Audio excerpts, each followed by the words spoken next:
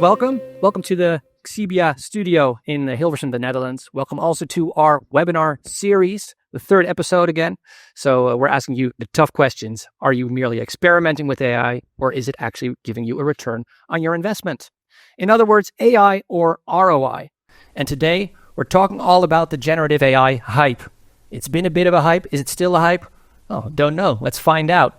And by doing so, we're going to talk a lot about the different buzzwords floating around, help you make sense of that, and see where we can give you some learnings.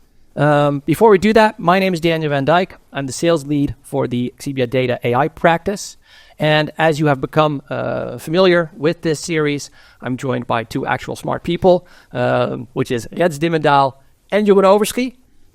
Rens, how are you doing? I'm doing great. Thanks, Daniel. Cool, man. Can you tell the audience a bit about yourself? Sure. So my name is Rens Dimmendaal. I'm a data and AI tech lead here at Xebia Data. And I've helped customers with GenAI over the past years, implementing it, figuring out what use cases make sense, making trainings, all that fun stuff. Nice, man. Cool. Good to have you. And Jeroen, how are you doing today? Yeah, great. Thanks, Daniel. To introduce myself, hello everyone. I'm Jeroen Overschie. I'm a machine learning engineer at Xebia Data. And as a machine learning engineer, what I've been doing for the last year is help companies bring GenAI applications into production. And with that, I'm also very enthusiastic about it. So I also like to share it. And that I do by teaching trainings, also at clients that we have, and also speaking at conferences. I really like to do. Cool, man. Happy to have you as well. So now that we're super familiar with each other, quick shout out to the audience. If you have any questions, feel free to pop it in the chat. And if we have time, we can get to it at the end. Otherwise, if we have no time, we'll try to get back to everybody with the answers to your questions. So having said that, let's dive straight in. The first question. So Rens, we've been hearing a lot about companies actually using Copilot a lot. And then there's the whole generative AI use cases. We don't see a lot of those helping, going to production, basically, right? So that's a bit of a contrast there. So how do you perceive this contrast? Yeah, I think it's a valid contrast because companies have figured out, hey, I can buy Copilot or some type of ChatGPT type of subscription for my employees and they can use it in a safe environment. But actually putting AI use cases live, GenAI use cases live yourself in your environment to help you with your core business, that seems like that's a different cookie. And I think there's three big differences why that's the case.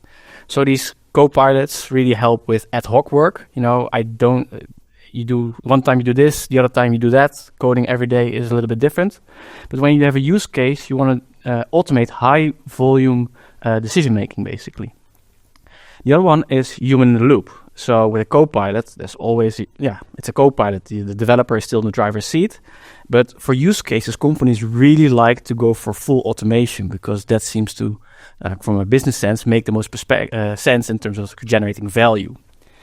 And the final and third thing that I see is when you buy a Copilot, it just works because you buy it as a product. And either, it works or it doesn't, but you're not going to fiddle with it. But when you have a GenAI use case, you have to maintain it over time. And that ongoing work is sometimes underestimated. And that also prevents use case from going live. All right. Yeah, makes total sense. I think we have a little graphic here as well, right? Showing the whole loop going from basically the way that people can use Copilots themselves versus how use cases can really help automate things. Touching on that automation, what are we seeing here? Yeah, so a GenAI use case or any AI use case can be deployed in different manners. So you can, let's say, at the top of the spectrum, just do no AI and human does everything. And all the way at the bottom, the AI does everything. But while you might want to think like, okay, if I automate as much as possible, I can save the most amount of money, maybe. The tricky part is that AI is never perfect. And accepting that, you probably don't always want to go full automation because you cannot always accept those errors. So you want to go somewhere in the middle. And then the question is where and how does that affect, where is that point for each use case? Right. So for an example, self-driving cars. Yeah, I know this morning you had a bit of a thing happening on the motorway.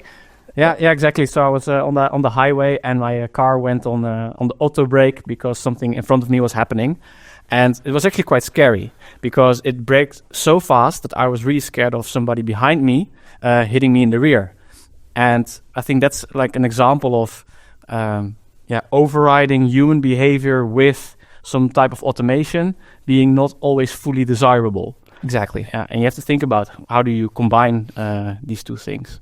Yeah, I get it. So co-pilots basically they're desirable because you can use them whenever you want. Yeah. But you also leave them whenever you want.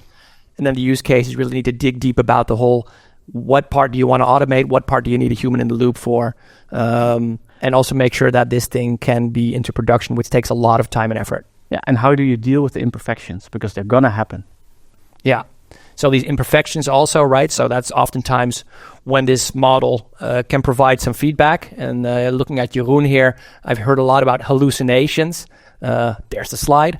So can you tell me a bit about how hallucinations happen? How reliable, maybe is the first question, how reliable are these things given all these talks about hallucinations?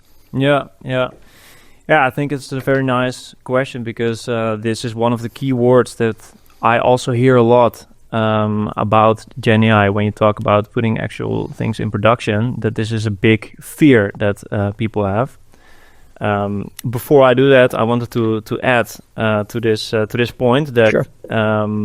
So we're talking about what type of use cases I can work, and in the previous section we're talking about these established tools like Copilot. So also going into these hallucinations, we see these expectations can be very inflated, right? So you start building towards a generative AI application that you want to put in production, and then it should all just work because there's this magical AI that can fix all of this.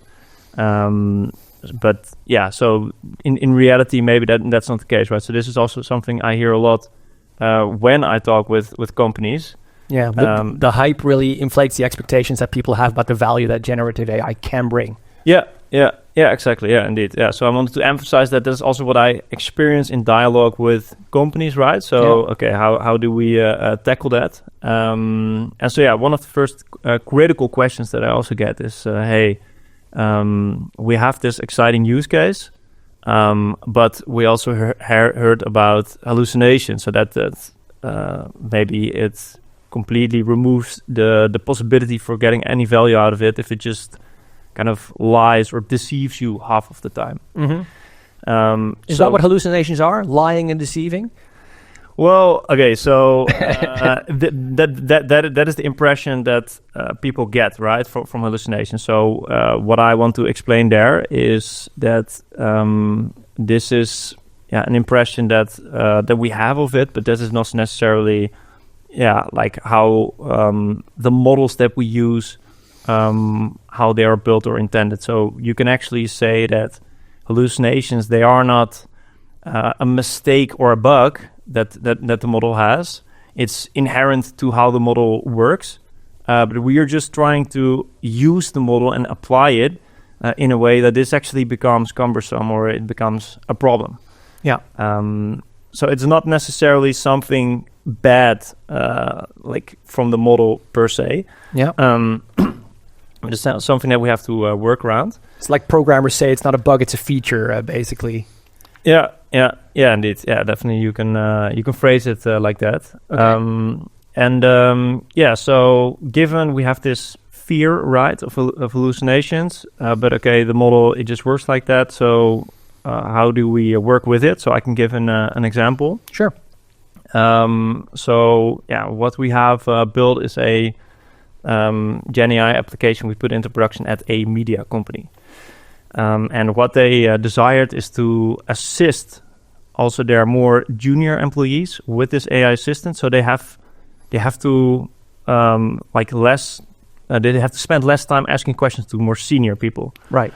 So we take some load off of these senior people, so we can easier onboard them. They can find the right information. Yeah.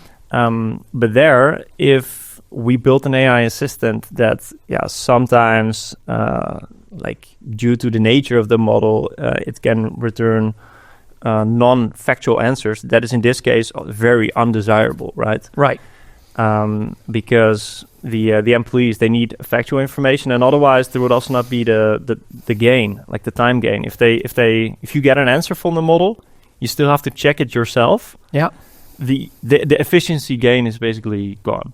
So basically, you're saying they need to be able to trust this and take it for fact value and go on with their day. Yeah, exactly, indeed. And also especially, so they have to gain it for fact value, like they need to be able to trust what the model says, but there should also be a possibility that they can ask questions that even with their internal documents, there exists no answer about, right? Right. So a model really tries very hard and does its best to always give an answer. So that's also part where this deceiving step comes in, right? It tries almost too hard to just give an answer. So we open up the possibility for the model also not to give an answer. And when we do give an answer, we ground it with factual information. We cite, okay, this is in your internal documents where we found this information. Mm-hmm. This is like the page and exactly where we found it, and this is your answer. So your example basically teaches us that models that they really want to provide answers. So if they don't provide an answer because it's not in there, they're going to probably think something up. So you really want to program the model that it doesn't always need to give answers. And then the second thing, building trust, is also about citing the sources where it's from as well, so the humans can see, okay, this is where it's written, and they don't have to go back and read everything. They know exactly this is the thing, snip it quickly, and then they continue with their work, basically. Yeah, exactly. Yeah, indeed. Yeah, cool. Yeah. So especially the last thing builds trust over time, right? So as an employee, you only have to check the citation a couple of times to see that in fact that citation is exactly there, and then you learn to work with the system. You guys, anything to add? Yeah, I do, because the funny thing is that also these citations that LLM returns can be hallucinated. So blindly relying on that the LLM says, this is the answer, and I base it on this citation, is something you have to watch out for. So what we really do... LLM is a large language model, as most of you will know. Thank you. So what we actually do is we also do some smart things with not just AI, but also UI, the user interface. What we do, for example, is when the LLM returns the citation, we go back to, for example, the source document, let's say a PDF, and actually highlight in the PDF, like with a nice yellow marker, and show to the user that adapted PDF where they see, okay, this is where the text is actually in the source document. And with that, we make it really quick for the end user to say, okay, this is the answer that LLM gives me, and these are the highlighted passages in that actual source document where it happens. Right. And that can be really nice, because that's how you build trust through transparency. And with a good UI, that can be done really quickly. Something in there about UIs, AI, ROI. I'm not going to... But that does mean that if you build these things, you really need to also include some software development as well in there. Yeah. It's not such a straightforward thing as just to put something out of the box and bring it live either. No, I don't think so. I think there's really a need for making user interface and applications that fit for the end user and their context. Right. Yeah. Maybe we can go to another buzzword. I hear a lot about guardrails as well. Guardrails also as a means to basically help build this trust and help make sure that no hallucinations happen, for instance. So Rens, are they then indeed the silver bullet? Yeah, no, no. I think guardrails are... okay, let me first say what guardrails are, and then I can start hating on them. So guardrails are basically checks that run on the stuff that you send into the large language model or that comes out of it, and then says, this is good to show to the user. And an example of a guardrail could be, for example, checking for toxicity. We don't want an LLM response to, for example, containing curse words or saying hurtful remarks when we implement it in a chatbot. Or we don't want it to contain information that's factually wrong. For example, if you have the LLM doing these to give us citations, we can check, hey, does this citation actually occur in the source document? That's also a form of guardrail. However, just like with that we cannot expect perfection coming out of the large language model, we can also not expect perfection coming out of the guardrail. And I think that's a big mistake that people make. People think, okay, I've got the first step, LLMs are not perfect, But then all of a sudden they think, but guardrails, they are perfect, right? And that's the thing that people need to get into their head. Like, no, guardrails are also not perfect. And then the second point, but they are useful. But the point is, there are quite a lot of work also to maintain. So just like for your LLM use case, you need to create a metric, track it over time, see, are we getting better over time? If you then add a guardrail, you need to do the same thing for your guardrail. Are you catching all the bad mistakes that you want your guardrail to filter? So, my takeaway from guardrails is they're useful, but they're additional complexity to help you and not something that helps you remove complexity. Okay. Jeroen, anything to add there?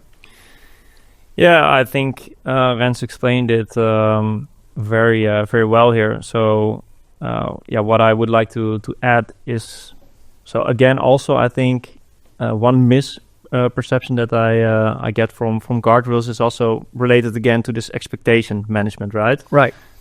So what I feel like some argument that is being used around is that guardrails is one of the tools to fix one of the problems with LLMs, right? So, so we have hallucination is one problem, and then mistakes or like toxic content, right? That is one problem, and we throw a guardrail over it to fix that problem.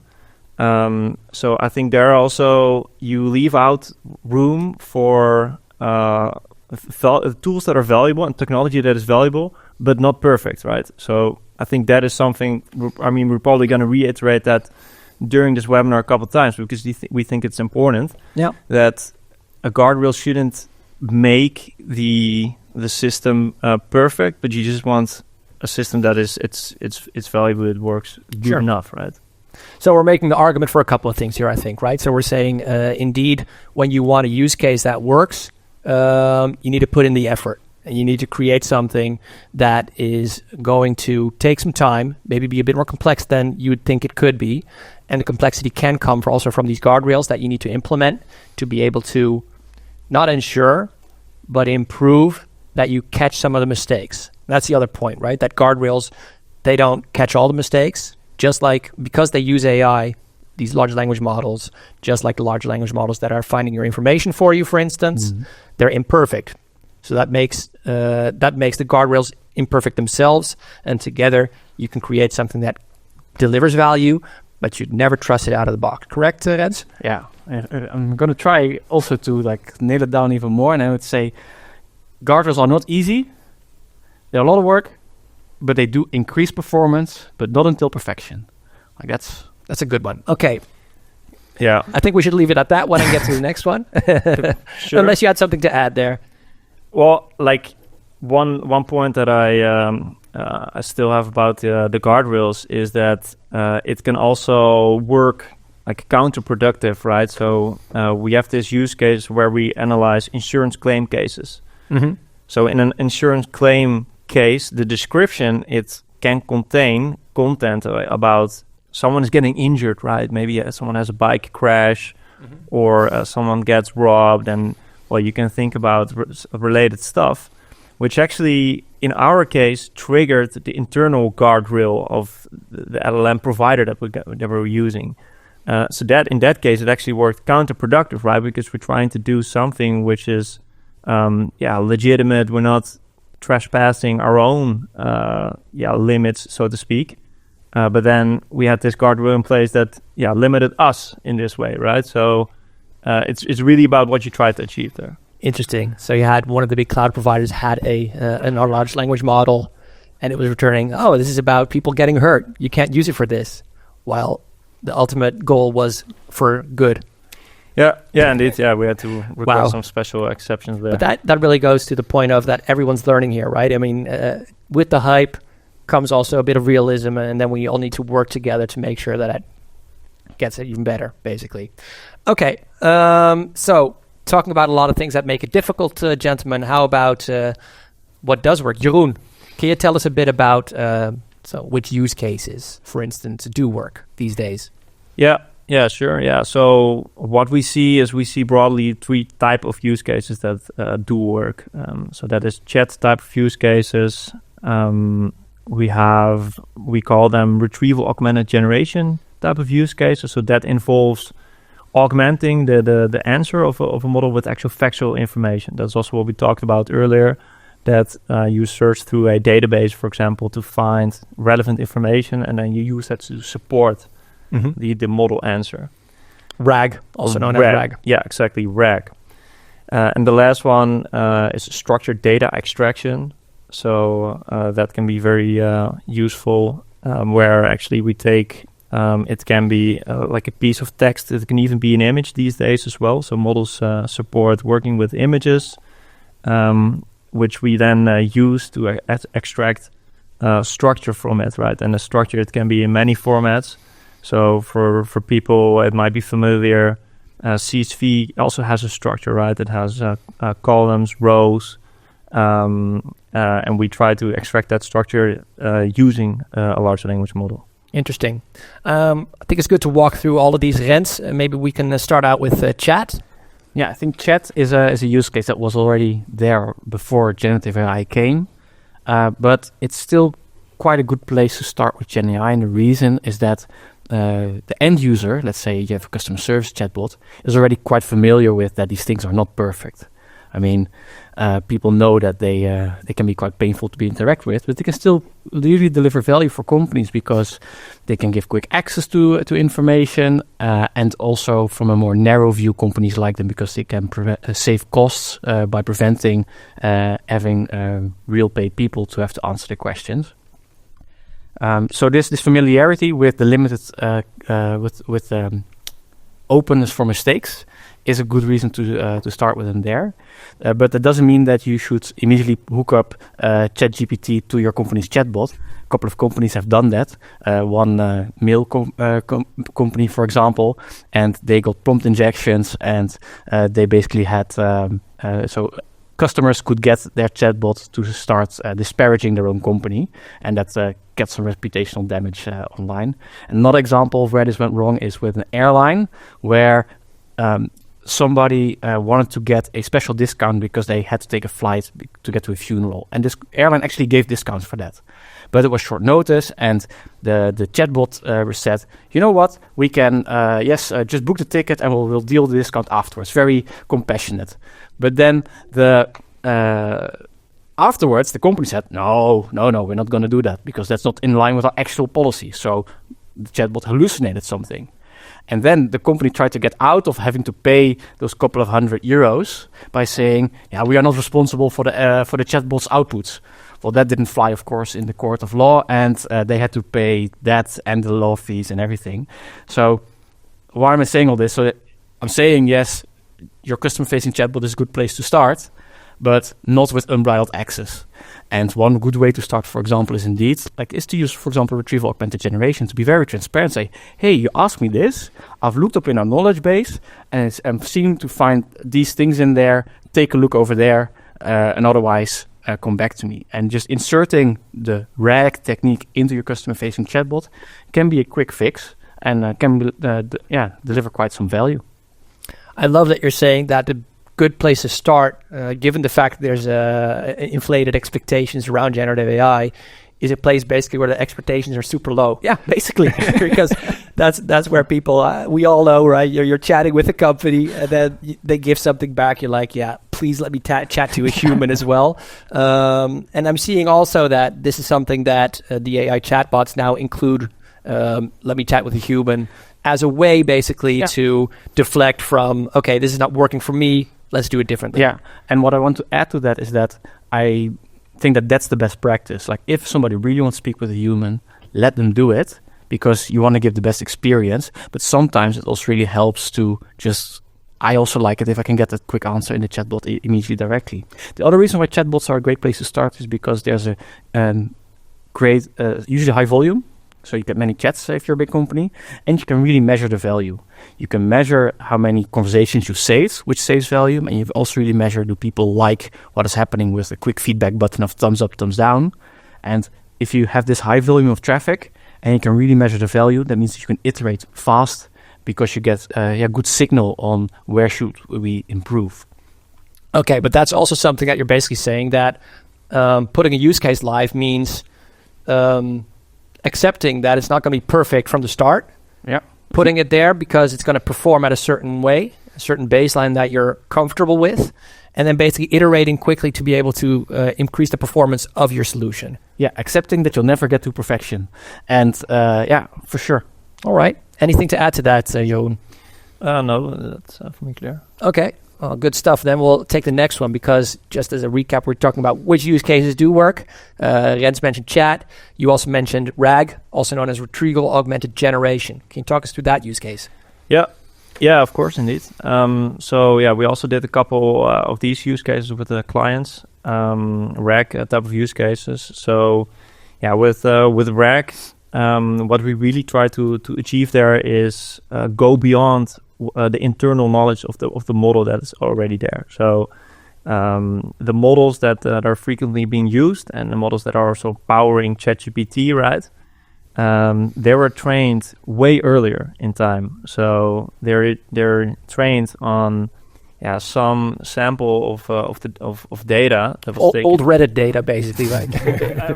Reddit, no. That's discussable quality, right?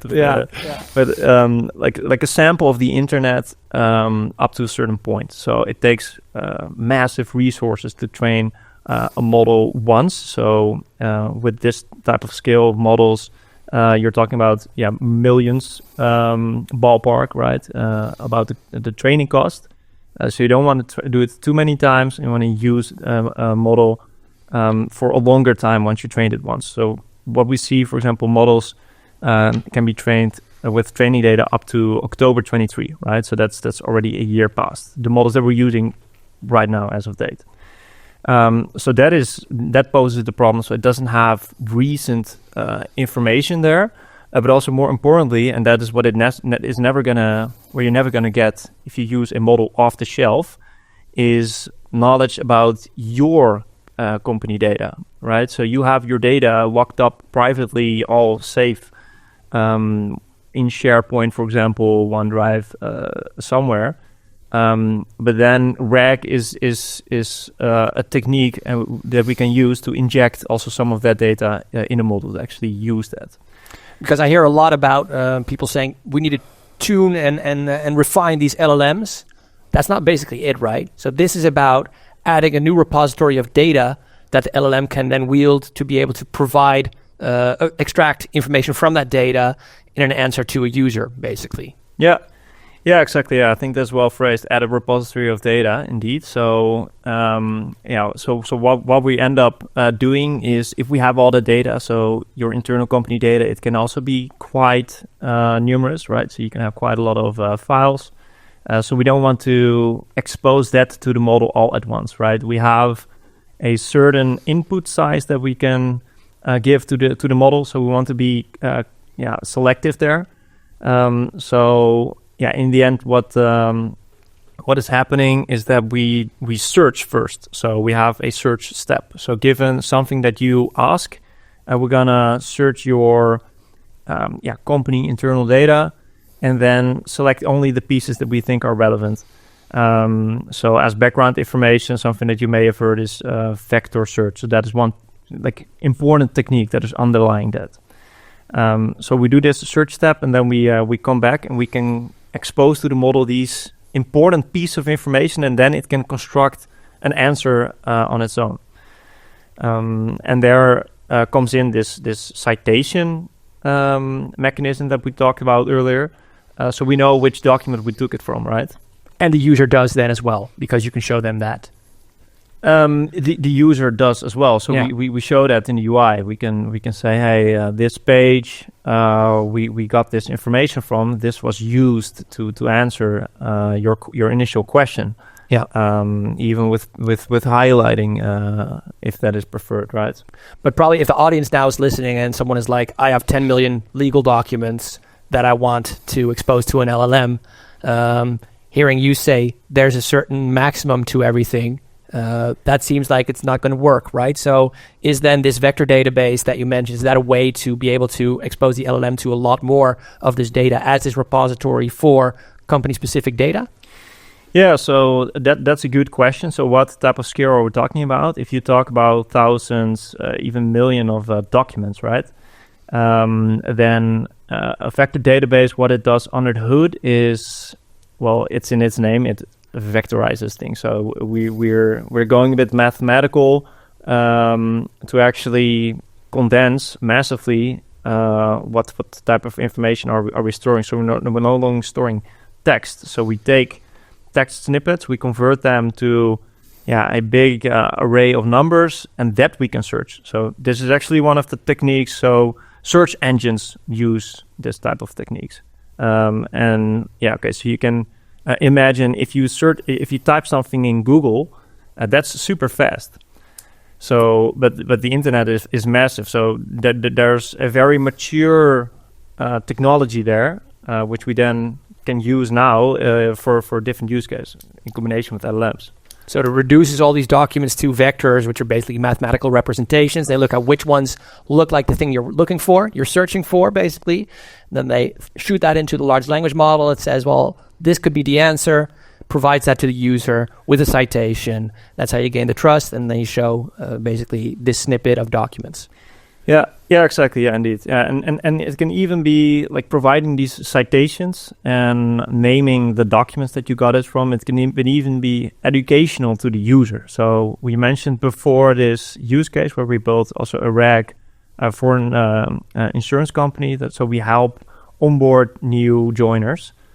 So that also educates them. So we say, hey, this question, we got it from these documents. So that also helps them understand, okay, what does their own knowledge base look like? Where should I search for this type of information? So they also get familiar with their own domain, so to speak. Love it. Sounds like a good one. Rens, anything to add there? Yeah, I think what's good to mention is that this technique of retrieval augmented generation can often also form a building block for slightly bigger use cases. Because in the end, you can expose it immediately, maybe to internal employees to have a better search engine for multimodal data, so text and images and all those things.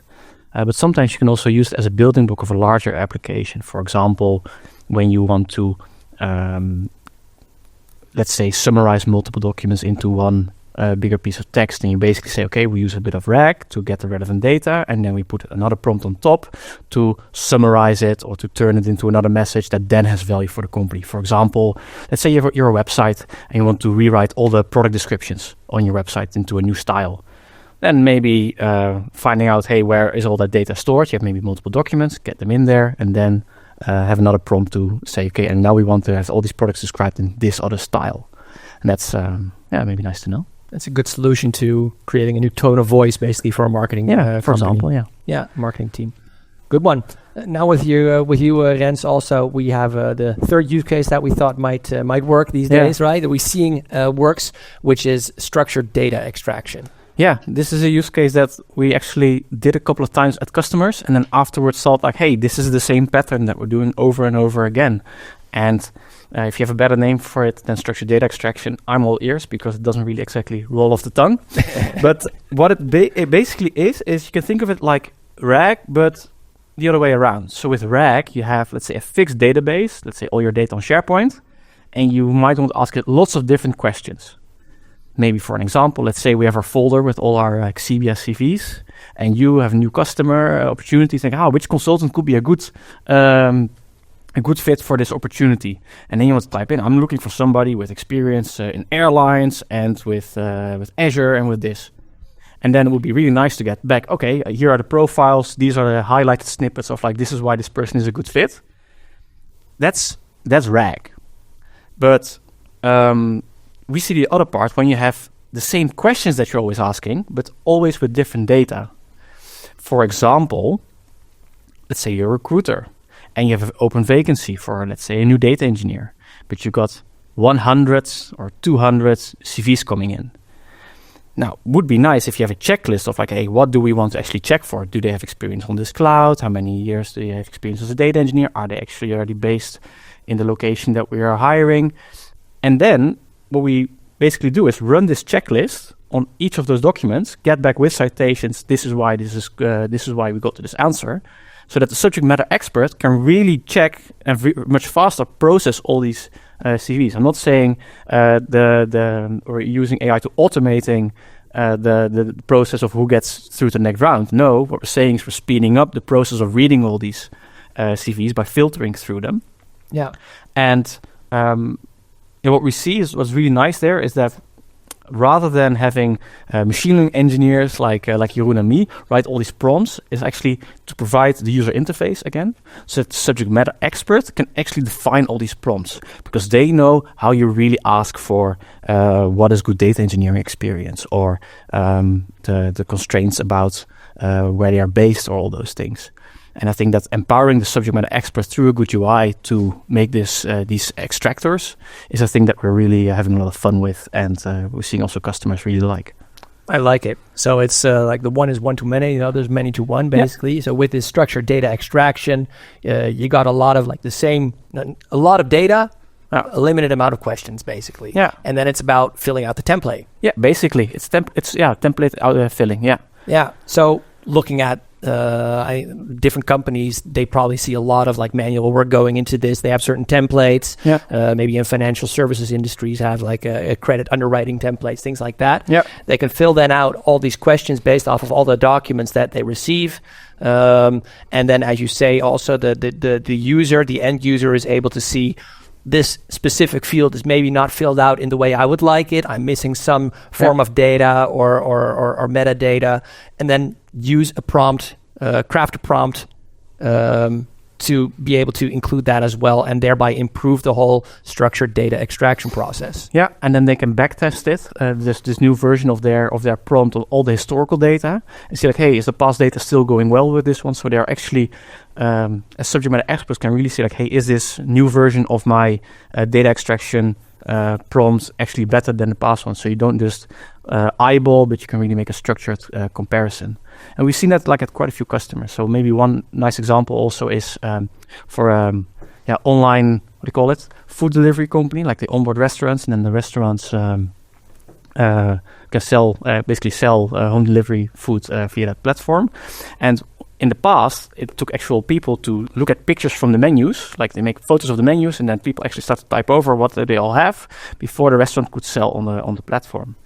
And one point is, that takes human labor, so that takes its effort, and it would be nice if it could be less. But also, it means time from saying, hey, I want to be a customer, I want to be a partner on your platform, to actually being able to sell food. And speeding that up is a core value proposition, basically. And now imagine that because these models can also deal with pictures, we've actually done this. So you make pictures of the menu, and automatically the structured data extraction turns it into a whole structured document, like a table basically of all the menu items. And then the human experts can just review and improve. And now they are much faster with onboarding of their restaurants. And that's, I think, really cool. That's a perfect example. Sounds good, man. Anything to add there? Yeah, like Rens explained, so that you really want to involve the subject matter expert there very very tightly, and even expose a prompt to them. So that I thought was really interesting. So I can really vouch for that. Is that what we also see is that before we would, for example, consider the prompt as something we do on the engineering side, and then.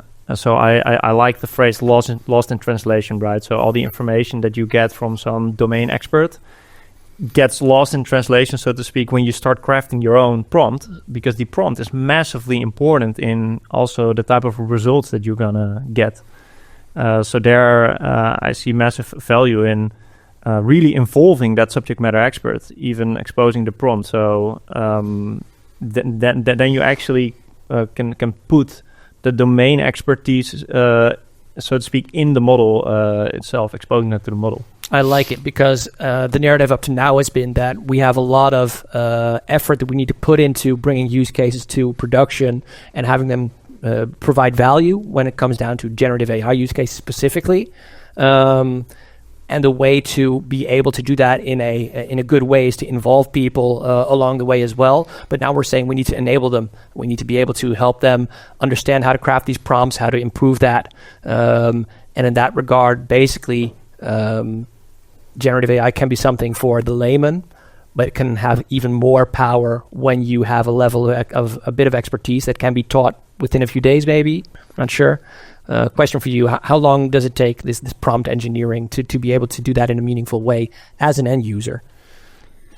So yeah, as an end user, right? Yeah. So I think that massively depends also on the type of evaluation that you have in place. So I really like this example that Rens is giving us with the menus. Yeah.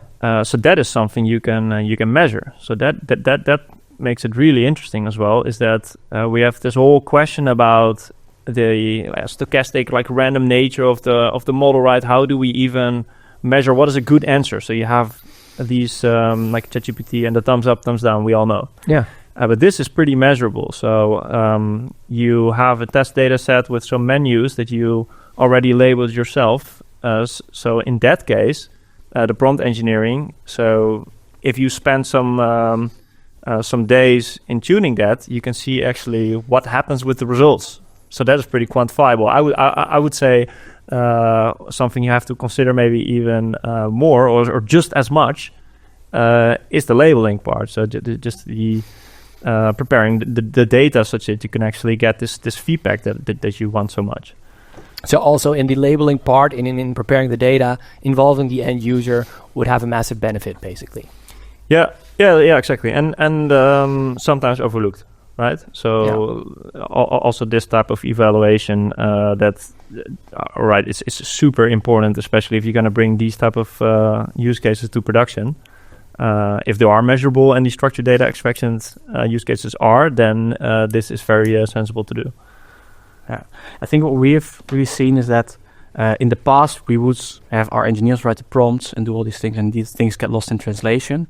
But now with better UIs, we can empower the subject matter experts to really write these prompts themselves and do the evaluation and the labeling in the same area and really quickly iterate. And you can really in a couple of hours onboard somebody to really make steps in this. And it's actually quite fun to do. So it almost becomes a little game, like can we get the accuracy score to get higher? The other thing that I want to highlight is that it also really helps to have, let's say, the subject matter expert sitting on the one seat and then having the engineer sitting next to it.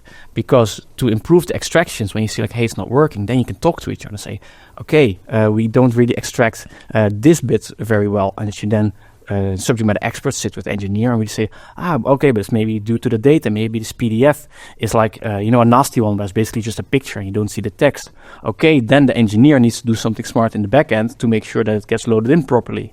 But sometimes otherwise it's not, everything gets loaded in properly. We just need to write a better prompt. Let's figure it out together. And being able to pair up like that, I think is really powerful. Perfect. And that's a nice segue also to our next and final question slide, where we're talking about agents, right? Because basically a lot of companies love automating everything. But we've been talking a lot in this webinar about how to involve end user, how to involve the business, how to involve the customer in being able to provide value. So when we're looking at this buzzword of agents, Jeroen, I have this question for you, right? So maybe you can explain a bit more, like what are we talking about here? Yeah. So we hear a lot about this agents. So agents, that is a term to actually indicate, okay, when you're building a system that has some degree of autonomy, right? So we want to expose it, for example, to some tools, some capabilities that it can use also in the interactions that you have with these agents. So examples are where you have a chat and the agent can go its own way, for example, in ordering something for you or querying something in like multiple steps, some reasoning steps actually where you go back and forth, sometimes involving some multiple calls to a model. There's also this a term which was coined agentic workflows, which some people might also know, where in fact people have also put the argument that if you chain these large language models, you can actually get something which is really powerful, so that you might not even have to use the latest and greatest and maybe also slightly more expensive, but use a combination of other models which can perform maybe just as well or better. Right. So basically, boiling it down, an agent is something that automates, and in the case of generative AI, it uses, for instance, a large language model to be able to either provide some input data to make a decision and automate something, or maybe some input images, even something like that. So, can I maybe refine it a little bit? So the way I see agents are that imagine you're chatting with ChatGPT or something, and now imagine that in the back end, before ChatGPT answers text to you back, it can also make a decision, or like it has a tool basically in its toolbox to, for example, make an API call, like make a call to, for example, look something up or do something. For example, API call to weather.com to check what is the weather. So that when you ask, hey, should I wear shorts tomorrow? It can first think, okay, well then first let's go to weather.com, check the weather for tomorrow, and then get that data back so that then can say, well, tomorrow it's going to be freezing. You shouldn't wear shorts. Siri or Alexa, basically.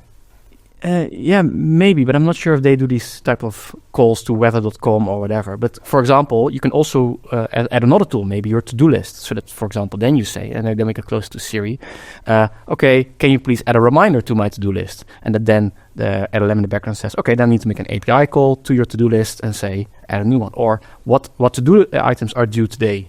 Look them up. Or more extreme, go to my favorite web shop and order me a nice present for my wife, and you choose what. And now with this example, you already see like, oh, that maybe gets a little bit scary. And I think that's also maybe my issue with agents. Like I have a couple of issues with agents, and one of them is, well, if we're already scared of putting just an LLM in front of actual end users because of hallucinations and whatever, then how are you ever going to do that with agents? And I think that, and what we learned is that what we need to do with these use cases, that we need to accept that they're going to make mistakes. And we're starting to figure that out, how to do that with LLMs and RAG and all these other things. But how we do that with agents, I don't know it yet. And I think that people looking excited at agents, expecting perfection, are going to get really disappointed.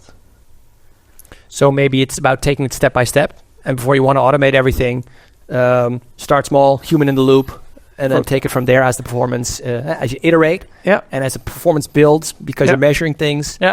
Then at some point you may be comfortable enough to say, let's make an agent out of this. Yeah, or that the agent works kind of in a way that, for example, it says that you say, okay, the LLM can have access to all these tools, but before it actually does it, it needs to provide, let's say, a work plan. For example, when you say, go to bol.com and, sorry, I shouldn't say companies, go to my favorite web shop and order something for a nice present for my wife, that it then says, okay, I went there because they're just looking things up. We're fine with that. It can maybe look up and present, here are my top 5 things. Order me this one. And that then, okay, I'm going to order this one, confirmation. And then when you say, yes, that's okay, that then it's not anymore an agentic workflow actually doing the ordering, but then it's a literal buy request of the thing that you've seen on the screen. So basically saying not fully automating these agent workflows, but putting a human in the loop there also. But I've not yet really seen where that's going to be super high value immediately. So I'm just curious to see that happen also. I don't think it's low-hanging fruit. No low-hanging fruit, the agents? I don't think so. So it's a bit of hype there. I think so. You agree, Jeroen? I also think so. So what I've also seen is that we start out with the use case with the aim of creating an agent, and then progressively as we go, add more limitations to what we let this agent be able to do. So we impose these limitations ourselves, right? So that very much also has to do with the safety concerns. So there's a lot of exciting things you can let agents do, and do all analysis for you and let it interact with your database, whilst imposing these huge vulnerabilities, basically these security vulnerabilities. I do think we're definitely dealing also with inflated expectations here, so to speak. So that said, I think we should take the good parts where it is powerful. So maybe it can be more narrow, but maybe it can be actually useful instead of just fancy, basically. Perfect. So I think that's it for now. I think we should round off. I think we've had a lot of content we discussed. We were discussing whether generative AI is a hype, trying to boil down the different buzzwords there. We talked about how Copilot is used a lot for people, like on the ad hoc things, whereas actual use cases can be more difficult to bring to production and provide value in a meaningful way. There's a couple of things there that create this. One is that, it comes down to the trust that you want to build with this model, with large language models, with things that you want to do. Being able to trust the output is not something you can do at face value, right? So you need to be able to build in checks and balances. You need to be able to measure the outcomes of things. As Jeroen just said, sometimes you have to build in some limitations as you go. You iterate, you learn. This is not something we trust. This is something we trust. And as you iterate, you arrive at use cases that work. Use case we see working a lot. Use cases around chatbots, around retrieval augmented generation, when we're looking at a lot of different questions for different documents, and around structured data extraction, where we see a small amount of set questions around a lot of documents as well. Are we ready for agent chat in this world? I don't think so. At least the experts don't think so. So I'm totally agreeing with these people here. But building there step by step, involving the user to be able to do that together with the organization and the experts is the right path to get there. Am I getting this right, Jens? You nailed it. Oh, good. Happy to do so. So thanks for that. Thanks everybody for the time. Thanks both for your time as well. Have a good day.